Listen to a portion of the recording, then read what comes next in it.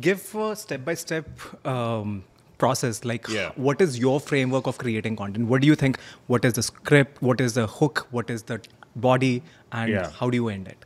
So you're not going to like this answer, but I did not do any of that. And this is not because it was a creative focus for me. It was because I'm very ADHD.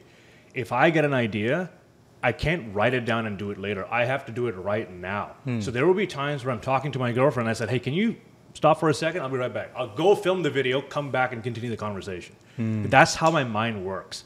So what'll happen is, let's say I've got 14 things to do that day. I'll just pause them when I get an idea, and I'll just go start filming videos, and I'll just start talking for about half an hour. And that just turns into content. I'll have libraries of content already, but because it's fresh, I need to do it right away. So when it comes to the hook, the body, I didn't follow it at the time, but what I try to do is right away tell them what they're going to get in the next 30 seconds. So here's the best way to start a speech, or don't do X, Y, Z. I found more people respond to the don't do angle, like never start a speech like this. The negative hook. Yeah.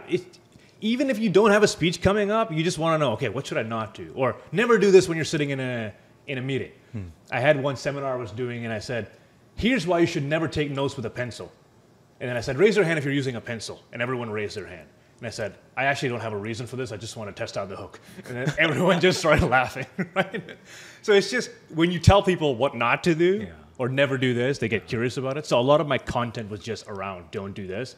So don't do this. And then I talk about a framework or a story of how I did it. And at the end, I just give them a technique to work with. So it would be something like, don't do X, Y, Z, or here's how to do ABC, a technique or a story in the middle, and then I would remind them of the technique at the very end. That would be the format. So the reminder at the end again, like what the technique was. Yes, exactly. So you're explaining the technique in the whole body. And how long is this video you're talking At the time, they were 20 seconds to 45 seconds. Okay, that's Very, very consumable. short. Yeah, but then TikTok's algorithm changed over time, and then they wanted longer and longer videos. A minute long. And it's much easier for me to do longer videos than shorter, because shorter, you have to condense it. You have to know how long each segment is.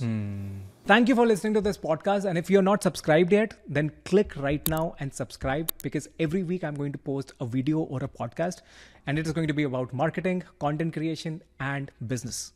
And if you want to check out some other videos and interviews, then here are some of my recommendations for you.